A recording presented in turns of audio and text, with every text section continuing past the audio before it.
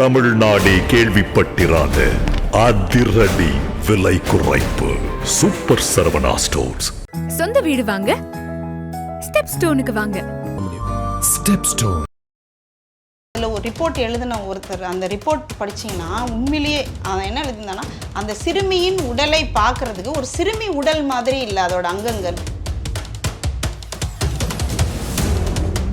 கௌரி பார்த்து நீ அந்த கேள்வி கேட்குற, என்ன வெயிட் நீ 32 வருஷம் நீ ஜேர்னலிஸ்ட், என்ன ஜேர்னலிஸ்ட், நீங்கள் உங்களுக்கு என்ன தெரியும் ஜேர்னலிசம் பற்றி? அப்போ நீ 32 வருஷமா நீ இந்த நடிகைகளை நீ இப்படி தான் ஹாரஸ் பண்ணியிருக்க. அது இன்னைக்கு இந்த காலத்தில் ஒருத்தர் உங்ககிட்ட எதிர்த்து கேள்வி கேட்டனால அது வெளியில் தெரியுது. ஆக்சுவலி உன்னை பேன் பண்ணும், நீ ஜேர்னலிஸ்டே கிடையாது. நீ ஒரு நடிகையை நீ வந்து அவங்க பாலியல் தொழில் செய்கிறாங்க அப்படின்னு சொல்லி நீ புகைப்படத்தோடு போடுற, ரேட் இவ்வளோ வாங்குறாங்க நீ போடுற, உன் இன்வெஸ்டிகேஷன் ஆகுது. உனக்கு இதுதான் உன் ஜேர்னலிசம் சொல்லி கொடுத்ததா? அது இதெல்லாம் எழுதுனவங்க யார்? இந்த 30 வருஷம் நாங்கள் ஃபீல்டில் இருக்கோம்னு சொல்கிறவங்க தான் நான் இந்த நியூஸ் எல்லாம் கொடுக்குறேன். இதை கழுவிக்கலாமே தவிர இது வந்து திருப்பி நீங்கள் எத்தனை முறை ஆட்சிக்கு வந்தாலும் இது உங்களுக்கு ஒரு பெரிய களங்கமாக தான் அது திருப்பி ஆகிட்டுருக்கும். பள்ளியில் படிக்கணுமா உன் பையனோ பிள்ளையோ பொண்ணோ, பள்ளியில் படிக்கணுமா நீ வா, முதல்ல உனக்கு அறிவு தேவைப்படுது. பெண்களை எப்படி மதிக்கணும், சக மனிதர்களை எப்படி, irrespective of caste, gender, race, colour. இது வந்து நீங்கள் இப்போ நடிகர் சங்கத்திலேருந்து அந்த பொண்ணுக்கு சப்போர்ட் பண்ணலையே, கூட இருந்த டைரக்டரே அமைதியாக தான் இருந்தாங்க. எல்லாரும் அமைதியாக தானே இருக்காங்க. ஜெண்டர் சென்சிட்டைசேஷன், காஸ்ட் ரெண்டையும் இன்க்ளூட் பண்ணினா தனியாக இது ரெண்டுமே வந்து 2 ஆயுதங்கள் மாதிரி தான் பெண்களை தாக்குது இந்த சமூகத்தில். அப்படி செக்ஸ் எஜுகேஷன் ஒன்று கொண்டு வந்தப்போ இவங்கெல்லாம் சேர்ந்து அதை காலி பண்ணாங்க, பெற்றோர்கள்லாம் எதிர் போராட்டம் பண்ணி அதை காலி பண்ணுறாங்க அப்படின்னா அரசு ஸ்ட்ராங்காக இல்லைன்னு அர்த்தம்.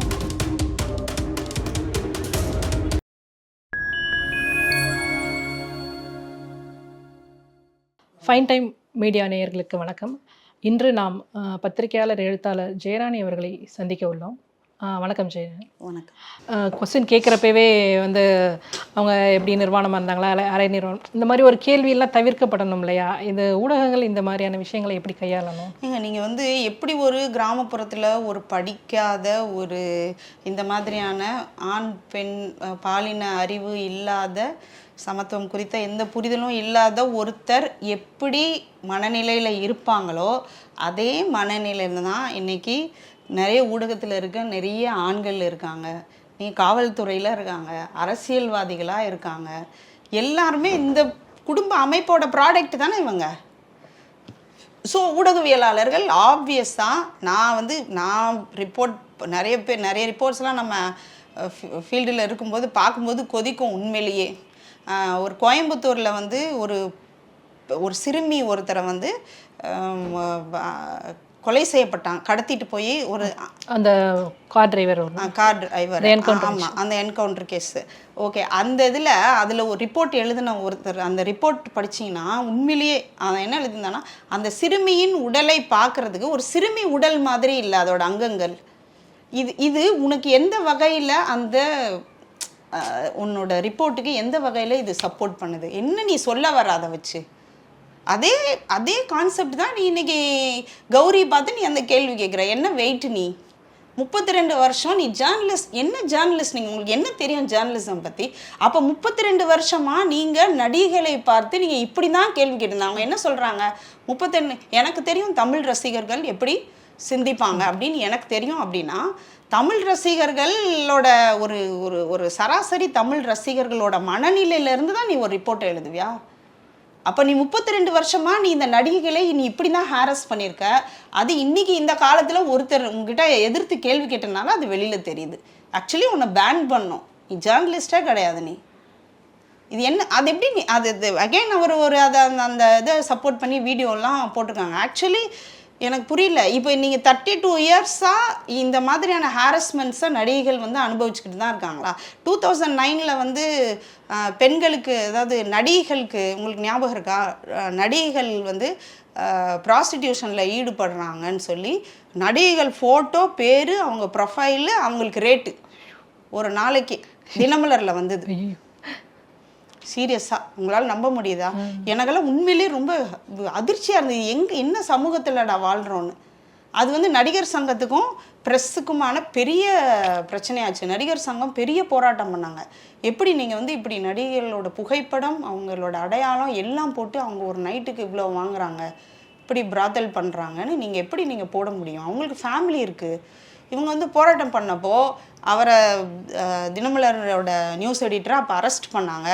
அப்போது இந்த ப்ரெஸ் என்ன பண்ணுச்சு, அப்போ இருந்த ஊடகங்கள், யூனியன் எல்லாமே, இது வந்து அவர் அரெஸ்ட் பண்ணனால இது வந்து பத்திரிகை சுதந்திரம், இது பத்திரிகை சுதந்திரமா, பத்திரிகை சுதந்திரம் இதனால் பாதிக்கப்படுதுன்னு சொல்லி பெரிய போராட்டத்தை இவங்க பண்ணாங்க. உங்களால் நம்ப முடியுமா? 2009 ஒரு நடிகையை நீ வந்து அவங்க பாலியல் தொழில் செய்கிறாங்க அப்படின்னு சொல்லி நீ புகைப்படத்தோடு போடுற, ரேட் இவ்வளோ வாங்குறாங்க நீ போடுற, உன் இன்வெஸ்டிகேஷனா இது? உனக்கு இதுதான் உன் ஜேர்னலிசம் சொல்லி கொடுத்ததா? அதை இதெல்லாம் எழுதினவங்க யார்? இந்த 30 வருஷம் நாங்கள் ஃபீல்டில் இருக்கோம்னு சொல்கிறவங்க தானே இந்த நியூஸ் எல்லாம் கொடுக்குறானுங்க. ஸோ உங்களுக்கு இதுதானே வேலை, சினிமா ஜேர்னலிஸ்ட்டு. ஸோ இதெல்லாம் வந்து நீங்கள் இந்த காலத்தில் வந்து நீங்கள் வந்து பழைய மாதிரி நீங்கள் நினச்சிக்கிட்டு இந்த மாதிரிலாம் பேசிகிட்டு இருந்தால் அடி தான் வாங்கணும். சீரியஸாக அதை புரிஞ்சுக்கணும். அங்கங்கே நீங்கள் நம்ம அதுக்கு ஃபிட் ரிப்ளை கொடுக்கல அப்படின்னா இவங்களாம் நம்ம செய்கிறது சரிதான்னு நினச்சி வாழ்ந்துட்டுருப்பாங்க. நிறைய ஜேர்னலிஸ்ட் யூனியன் இருக்குது, மீடியா ஹவுசஸ், இவ்வளோ மீடியா ஹவுசஸ் இருக்குது, தமிழ், இங்கிலீஷ் எல்லாமே, டிஜிட்டல் எல்லாமே இருக்குது. ஸோ நீங்கள் வந்து இந்த மாதிரி மீடியா எத்திக்ஸை வந்து டீச் பண்ணணும். இப்போ என்னென்னா இன்றைக்கி வந்து இண்டிபெண்ட் மீடியா வந்து ரொம்ப ஃப்ரீயாக நிறைய நினச்சவங்கலாம் இன்றைக்கி ஜேர்னலிஸ்ட்டுன்னு கிளைம் பண்ணிக்க முடியும். அப்படின்ற பட்சத்தில் நீங்கள் இந்த யூனியன் வந்து மீடியா எத்திக்ஸ் குறித்த ஒரு ஒரு சென்சிட்டைசேஷன் ப்ரோக்ராமை வந்து நீங்கள் கண்டக்ட் பண்ணணும். ஒரு விக்டிம்ஸோட ஐடென்டிட்டியை ரிவீல் பண்ணக்கூடாது. நீங்கள் வந்து என்ன மாதிரி கேள்விகள் நீங்கள் கேட்கணும், ஒரு ஜெண்டர் ஒரு பற்றின ஒரு புரிதலோடு நீங்கள் எப்படி இயங்கணும், இந்த மாதிரியான வரையறைகளை வகுத்து நீங்கள் எல்லா மீடியா ஆஃபீஸ்க்கும் நீங்கள் கொடுக்கலாம். யூனியன்ஸ் பண்ணலாம் அப்படிங்கிறது ஒரு சஜஷன். ஏற்கனவே இருக்கிற மீடியா எத்திக்ஸ் ரூல்ஸ் வந்து சரியாக பின்பற்றப்படுதா? இப்படி வந்து நீங்கள் இப்போ இந்த கேஸ்லையுமே வந்து இண்டிவிஜுவல்ஸ் வந்து இந்த பர்டிகுலர் இவங்க கோயம்புத்தூரில் இவங்க கௌரி கேஸ்லையுமே மீடியா அது கிளாஷ் ஆகுதுல்ல. ஸோ நீங்கள் வந்து இது வந்து நீங்கள் இப்போ நடிகர் சங்கத்திலேருந்து அந்த பொண்ணுக்கு சப்போர்ட் பண்ணலையே, கூட இருந்த டைரக்டரே அமைதியாக தான் இருந்தார். எல்லாரும் அமைதியாக தானே இருக்காங்க. ஸோ இது வந்து ஒரு சமூகமாக நீங்கள் அந்த இப்போ எந்த வட்டத்தில் இது நடக்குதோ, இப்போ இலக்கியத்தில் நடக்குதுன்னா இலக்கியம் சார்ந்து இயங்குகிற அமைப்புகள் இந்த விஷயங்களுக்கு முடிவு கட்டுறதுக்கு உடனே இணைஞ்சு செயல்படணும். அதே மாதிரி ஊடகங்களில் இருக்குன்னா நீங்கள் ஊடக எத்திக்ஸு, இந்த ஜெண்டர் சென்சிட்டைசேஷனை வந்து நீங்கள் ஒரு வரை கொடுத்து அதை எல்லா மீடியாவும் ஃபாலோ பண்ணுதா? நியூஸை ஃபாலோ பண்ணுங்கள். நியூஸில் வந்து இந்த மாதிரி ஆன்டி விமனாக ஒரு ஸ்டேட்மெண்ட் வந்திருக்கு, இல்லை ஒரு புகைப்படம் வந்து போட்டாங்க, ஒரு விக்டிமோட பேரை போட்டாங்க, புகைப்படத்தை போட்டாங்க, இல்லை இன்அப்ராப்ரியேட்டாக வந்து கேள்வி கேட்டாங்க அப்படின்னா அதுக்கு கண்டிப்பாக வந்து பத்திரிகையாளர் சங்கங்கள் வந்து ஒரு கூட்டு இது எடுக்கணும். ஏன்னா இதெல்லாம் கலங்கம். உண்மையிலேயே இதெல்லாம் ஜேர்னலிஸ்ட்டுன்னு சொல்லிக்கிறவங்க வந்து இந்த மாதிரி ஒரு அட்டூழியமான அயோக்கியத்தனமான ஒரு கேள்வியையும் கேட்டுட்டு அதை டிஃபெண்ட் பண்ணுறதையும் நம்ம வேடிக்கை பார்க்குறோம். பார்த்தீங்களா, இதெல்லாம் ரொம்ப வந்து மோசமான விஷயம் அப்படின்றது தான். இப்போ இறுதியாக அரசு இந்த பாலியல் வன்முறை தடுக்கிறதுக்கான என்னென்ன ஸ்டெப்ஸ் எடுக்கணும்னு நீங்கள் நினைக்கிறீங்க?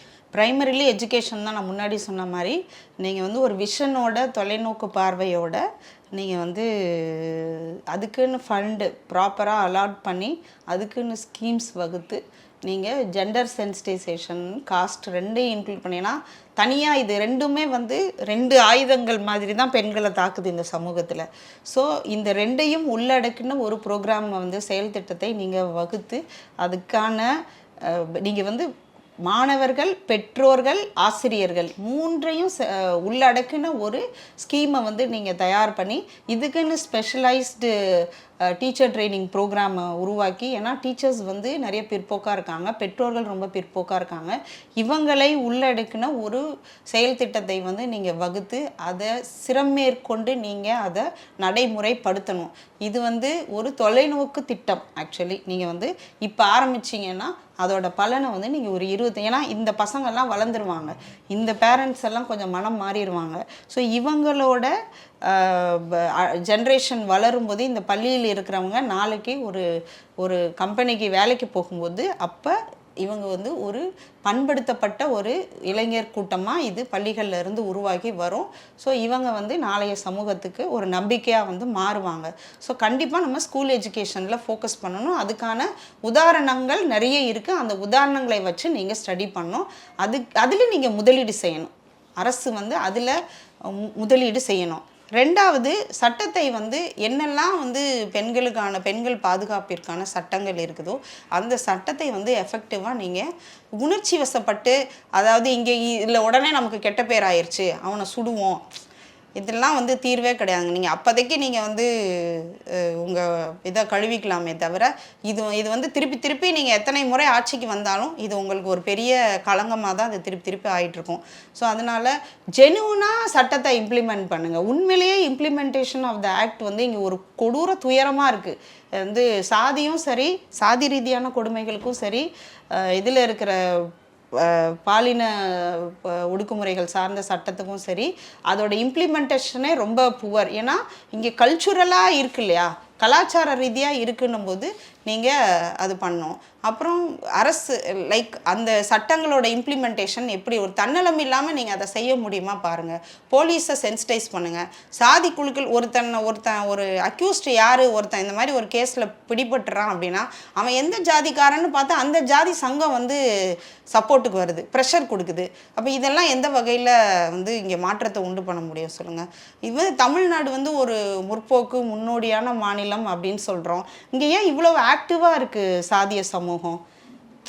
ஓகே, நீங்கள் இதெல்லாமே நீங்கள் பேசாமல், இதெல்லாமே வெளிப்படையாக பேசாமல் இங்கே வந்து என்ன சொல்கிறது, என்னை பொறுத்த வரைக்கும் இன்றைக்கி ரிலீஜனும் பாலிட்டிக்ஸும் ஒன்றாயிருச்சு. சீரியஸாக நீங்கள் வந்து ஒன்று இல்லாத ஒன்று இருக்குன்னு கற்பனை பண்ண எப்படி ரிலீஜன் சொல்லுதோ அதே தான் இன்றைக்கி பாலிட்டிக்ஸும் அப்படின்ற மாதிரி ஆயிடுச்சு. ஒன்று இல்லவே இல்லை. இந்த சமூகத்தில் உண்மையிலே அவ்வளோ குற்றங்கள் நடக்குது. இந்த சமூகத்தில் வந்து உண்மையிலே சமத்துவமே இல்லை, அவ்வளோ பிரச்சனைகள் இருக்குது. ஆனால் நம்ம வந்து இருக்குன்னு ஒன்று சொல்லிக்கிட்டே இருக்கோம்ல. அப்போ வந்து நீங்கள் வந்து பாலிட்டிக்ஸை வந்து ரிலீஜன் மாதிரி ஆக்கிட்டீங்க அப்படின்னா போக்கிடமே இல்லை நமக்கு உண்மையிலேயே. இல்லை, பாலியல் கல்வி வந்து அரசு கொண்டு வரனால பெற்றோர்களுடைய எதிர்ப்பு அவங்க எப்படி சமாளிப்பாங்க? பெற்றோர்கள் ஏற்றுக்கவே மாட்டாங்க. என்னங்க ஸ்டேட்டுக்கு இல்லாத பவர் என்னங்க இருக்குது? ஸ்டேட்டுக்கு என்ன, ஸ்டேட் எப்படி, இப்போ ஸ்டேட்டே பவர்லெஸ்ஸாக இருக்குது, ஒரு கவர்மெண்ட்டே பவர்லெஸ்ஸாக இருக்குது அப்படின்னா உங்களால் ஒருத்தரை சுட்டு கொல்றதுக்கு உங்களுக்கு பவர் இருக்குது, என்ன வேணாலும் செய்கிறதுக்கு உங்களுக்கு பவர் இருக்குது. இப்போ பள்ளிகளில் ஒரு திட்டம் கொண்டு வந்திருக்கோம், அந்த திட்டத்துக்கு நீங்கள் தலைவணங்கி தான் ஆகணும்னு சொல்ல முடியாதா? இல்லைன்னா உனக்கு பிரச்சனையா நீ வெளியில் போன்னு சொல்லுங்கள். உனக்கு இந்த ஸ்கீம் செட் ஆகலையா? அது ஒரு எஜுகேஷன் தானேங்க. நீங்கள் அதுக்கு தான் சென்சிடைசேஷன் ப்ரோக்ராமே நீ கொடுக்கணும். இந்த பள்ளியில் படிக்கணுமா உன் பையனோ பிள்ளையோ பொண்ணோ பள்ளியில் படிக்கணுமா, நீ வா. முதல்ல உனக்கு அறிவு தேவைப்படுது. நீ இந்த பள்ளியில் வேலை செய்யணுமா, டீச்சர்ஸு நீ வா. அரசு சம்பளம் வேணும்னு தானே நீங்களாம் இருக்கீங்க, நீ வா. ஆசிரியர் சங்கங்கள் இருக்குல்ல, வாங்க. அப்போ நீ இதெல்லாம் பாரு. ஆண் பெண் சமம்னு நாங்கள் சொல்லி தருவோம், நீ சொல்லி தரணும், அதுக்கு தான் உனக்கு சம்பளம் கொடுக்குறோம். ஆண் பெண் சமம்னு நாங்கள் சொல்லி தருவோம், நீ உன் பிள்ளை படிக்கணும்னா நீ அதை கற்றுக்க. இது அரசு செய்ய முடியாதா? பெற்றோர்கள் தானே, ஆசிரியர்கள் தானே, உங்கள் கண்ட்ரோலில் இருக்கிறவங்க தானே எல்லாருமே. அது எப்படி பேரண்ட்ஸ் வந்து நாங்கள் செய்ய முடியாது அப்படின்னு சொல்லி அவங்க எப்படி சொல்லுவாங்க? அப்படி அதுக்கு அரசு தலை வணங்குது அப்படின்னா நீங்கள் ஃபெயிலியர்னு அர்த்தம். அப்படி செக்ஸ் எஜுகேஷன் ஒன்று கொண்டு வந்தப்போ இவங்கெல்லாம் சேர்ந்து அதை காலி பண்ணாங்க, பெற்றோர்கள்லாம் எதிர் போராட்டம் பண்ணி அதை காலி பண்ணுறாங்க அப்படின்னா அரசு ஸ்ட்ராங்காக இல்லைன்னு அர்த்தம். புள்ளிராஜாவுக்கு எய்ட்ஸ் வருமானு ஒரு விளம்பரம் பண்ணீங்க, ஓகே. நீங்கள் வந்து பாதுகாப்பான பாலியல் உறவு இங்கே போகணுன்னா நீங்கள் வந்து ஆணுரை அணிஞ்சுக்கோங்க அப்படின்லாம் நீங்கள் ஒன்று பண்ணுறீங்க. உங்களால் பண்ண முடியுது தானே? அது மாதிரி நீங்கள் எவ்வளோ என்ஜிஓஸ் இருக்காங்க, என்ஜிஓஸை இன்வால்வ் பண்ணுங்கள், தன்னார்வ தொண்டு நிறுவனங்கள், சமூக இயக்கங்கள். இல்லை, திராவிட மாடலே ஒரு சக்ஸஸ்ஃபுல் இதுதான். எவ்வளோ எல்லா இயக்கங்களையும் நீங்கள் இதுக்குள்ளே கொண்டு வாங்க. சமத்துவத்தை தானே சொல்லித்தர போகிறீங்க. ஒரு ரெஸ்பெக்ட், பெண்களை எப்படி மதிக்கணும், சக மனிதர்களை எப்படி irrespective of caste, gender, race, colour நீங்கள் வந்து ரெஸ்பெக்ட் பண்ணணும் அப்படிங்கிறத தானே நம்ம சொல்லித்தர போகிறோம். இது சொல்லித்தரதுக்கு நீங்கள் எல்லா நிறுவனங்களையும் யூஸ் பண்ணுங்கள், எல்லா அமைப்புகளையும் யூஸ் பண்ணுங்கள், எல்லா சப்போர்ட்டையும் எடுத்துக்கோங்க. கல்வியாளர்கள் இருக்காங்க, மீடியாவை எடுத்துக்கோங்க, ஆட் கொடுங்க, ப்ரோபகேண்டா பண்ணுங்கள், கிராமப்புறங்களுக்கு போங்க, சுவரொட்டிகள் பண்ணுங்கள். எவ்வளோ பண்ண முடியும்? ஒன்றுமே பண்ண மாட்டேங்கிறீங்க நீங்கள். ஓகே, ஸோ நீங்கள் வந்து நிறைய நமக்கு வந்து இன்றைக்கி காலகட்டம், இன்றைக்கி நிறைய இன்ஃபர்மேஷன் லைக் நிறைய டூல்ஸ் இருக்குது நமக்கு, ஊடகங்கள். நீங்கள் எல்லார் கையிலையும் செல்ஃபோன் இருக்குது, அழகாக நீங்கள் விளம்பரம் படுத்தலாம், அவேர்னஸ் ப்ரோக்ராம்ஸ் கண்டக்ட் பண்ணலாம். நீங்கள் வந்து ஒருத்தர் ப்ரொட்டஸ்ட் பண்ணுவாங்க, இந்த அரசுக்கு எதிராக ஒருத்தர் ஒரு ப்ரொட்டஸ்ட்டாக அது மாறிடக்கூடாதுன்னு நீங்கள் நினைக்கிறீங்க. அப்படி மாறிடக்கூடாதுன்னா நீங்கள் எஜுகேஷனில் ஃபோக்கஸ் பண்ணுங்கள். பள்ளி மாணவர்கள், பெற்றோர்கள், ஆசிரியர்கள் இவங்களில் ஃபோக்கஸ் பண்ணுங்கள், இவங்களில் இன்வெஸ்ட் பண்ணுங்கள்.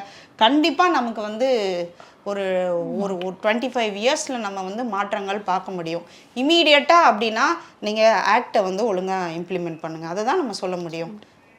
செயல் திட்டங்கள் வகுங்க, விழிப்புணர்வு ப்ரோக்ராம்ஸ் பண்ணுங்கள் அப்படிங்கிறது தான் நம்ம சொல்ல முடியும். முக்கியமாக கல்வியாளர்கள் இருக்காங்கல்ல நம்ம சமூகத்தில், அவங்கள கூப்பிட்டு பேசுங்க. வேறு மாநிலங்களில் இதை எப்படி எக்ஸிக்யூட் பண்ணியிருக்காங்கன்னு டிஸ்கஸ் பண்ணுங்கள். ஸோ இதெல்லாம் தான் நமக்கு வந்து தேவை அப்படின்றது. ஸோ இதை விட்டுட்டு நீங்கள் வந்து ஓடி ஒளியிறது, இல்லை இது வந்து எல்லா ஆட்சியிலையும் இது நடக்குது அப்படின்னு சொல்கிறது, இதெல்லாம் இல்லை. ஏன்னா கத்தி இப்போ எவ்வளோ கொடூரமான சூழல், சமூக சூழல் இருக்குன்னா, சாதி, பாலின ஒடுக்குமுறை, இந்த பெண் வறுப்பு, இந்த விஷயங்கள் இருக்குல்ல, அது வந்து கூர்மையான கத்தி மாதிரி எல்லாரையுமே குறி வச்சுக்கிட்டு இருக்கு. யார் வேணாலும் இன்றைக்கி விக்டிம் ஆகலாம். இன்றைக்கி அவ்வளோ வெறுப்பு, அவ்வளவு மாப் கல்ச்சர் அப்படி இங்கே வந்து தலை விரிச்சு ஆடுது சீரியஸாக. அதில் யார் வேணாலும் விக்டிம் ஆகலாம். இதை நம்ம இந்த ஆபத்தை புரிஞ்சுக்கிட்டு நம்ம கொஞ்சம் செயல்படணும் அப்படின்றது தான். இளைஞர்களை எப்படி நல்வழிப்படுத்தணும் அப்படிங்கிறத இவ்வளோ நேரம் எங்களுக்காக நேரம் ஒதுக்கி கருத்துக்களை கூறினதுக்கு நன்றி ஜெயராணி. தேங்க்யூ, வாய்ப்புக்கு ரொம்ப நன்றி.